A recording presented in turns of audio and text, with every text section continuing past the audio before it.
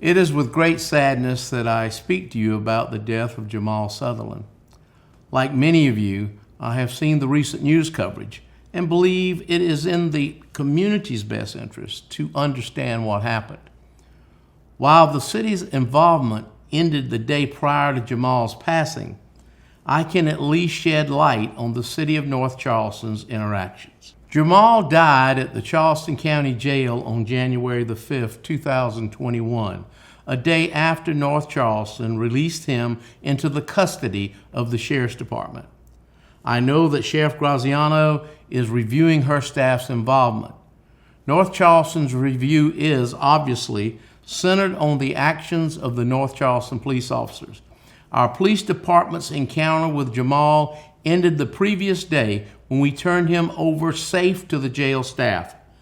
Nonetheless, I want the people of North Charleston to see how our officers treated Jamal and understand why he was taken into custody. Charleston County 911 dispatched officers from our department to Palmetto Behavioral Health on the evening of January 4th.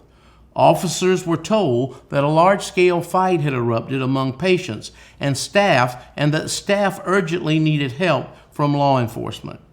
I want you to hear this for yourself so you can understand why North Charleston Police Department responded.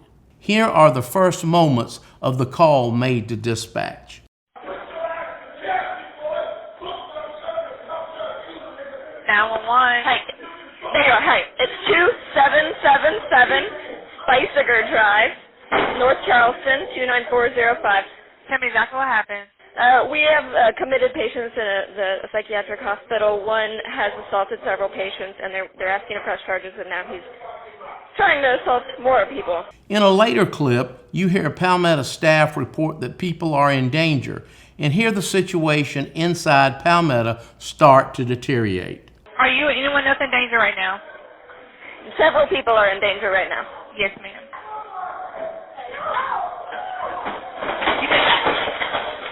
What's going on now, Alyssa? Another patient has come to this unit and is trying to fight other patients. We need stat. We need help. Yes, ma'am. So it's two patients that's fighting right now? Several patients are fighting right now. Yes, ma'am. We do have a responder en route, okay? Shortly thereafter, the scene becomes even more chaotic. Yes, ma'am. Okay, so we've separated the two primary patients, but I don't know how long it will last. He's very big. Okay. We have about 8 staff trying to hold him back. Whoa! Okay, so he's assaulted a staff member now. He needs to go. Oh, he's assaulting another staff member. Get in! Help Philip! Help Philip! Please help Philip! We need, oh my God, please, we need help. He just beat the out of Philip. Hey, we need help over here if anybody can spare it. And don't worry about it. Stay back. Philip, come back. Philip just got the kicked out of him. That's one of the staff members? Yeah, go outside and sit down right there. Philip, if you see the police, just wave them. They're taking 2 patients. They're taking at least both of these patients to jail. Yes, ma'am. How many people have been injured? Do you need 5 or 6, 7, 8, probably 10. We probably need EMS. Given the mass fight that had just occurred inside Palmetto, leaving Jamal at Palmetto or taking him to some other unsecured facility was not a safe option for patients or staff. North Charleston Police had a responsibility to deliver Jamal safely from Palmetto to the jail. That is exactly what they did. Prior to transporting Jamal to jail, our officers took the time to ask all the questions that you would want them to ask. They talked to Palmetto's behavioral staff to understand exactly what had happened. That Jamal guy tried to come across the unit, so we had a code with him. We got him kind of like calmed down, and then lo and behold, he started punching people on the other unit. Yeah, he got one guy twice real good in the face. We tried to break him up. We got him kind of over to the corner, and another patient was trying to take up for one of the patients that got hit, so he popped him in the face twice.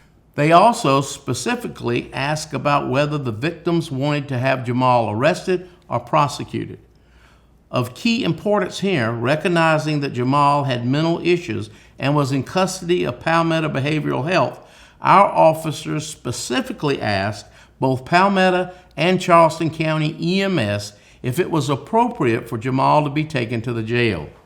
This is what North Charleston Police Department was told by Palmetto.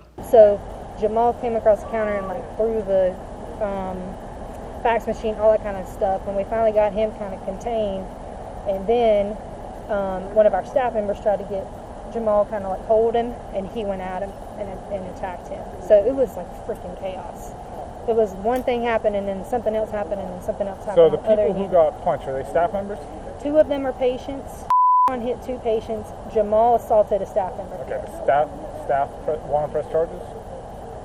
I think so. And we got to see the patients want The to 2 patients, and they're pretty adamant about wanting to press charges. So I can get their addresses for you if that's what you We need all need. their information, and we need to know. We need to talk to them. We need to make sure they want to press charges. And by Charleston County EMS. Yeah, because he just told me to get F out of his face. He doesn't want to talk to me. Please don't hit that. Yeah. Are those court committals or anything, or? He's committed. I imagine that Jamal is committed as well. Okay. So I think, yeah. I So think how they're does that great. work, Chief? So if they're on papers, how does that work to go to the jail? They can go to the jail. They just have to stay in custody of somebody, and that's where the issue lies.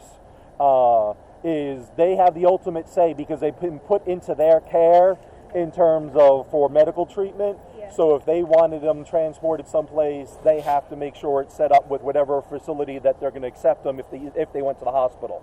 But as long as they're in police custody one way or another, then they're covered because they're a committal of the court, so they're still in somebody's custody. Okay. And We just can't let them walk out or let them go whatever hospital they want to go to.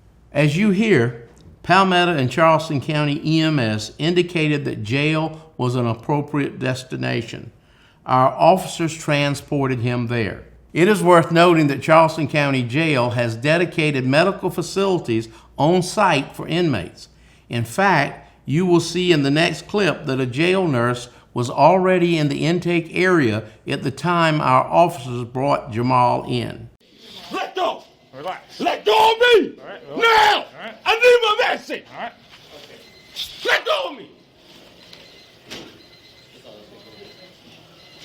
Told you.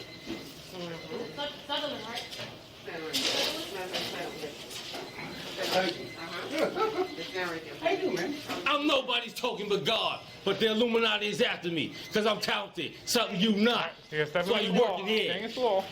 Thank you. It's a real serious matter. The elite been watching me. They probably flying over this fucking You jail gotta right now. You gotta stay by the wall, man. Please. Have fun. Thank you.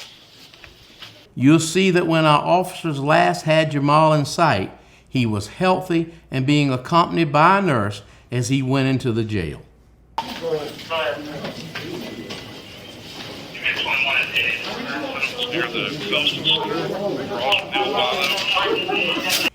It brings me sorrow to know that Jamal passed away the following day on January the 5th. But I am relieved that video and audio exist to let us see the respect and patience that North Charleston police officers displayed that night. While Jamal's family continues to grieve his passing, I hope our recordings of the interaction gives the family and the community confidence in the way we conducted ourselves.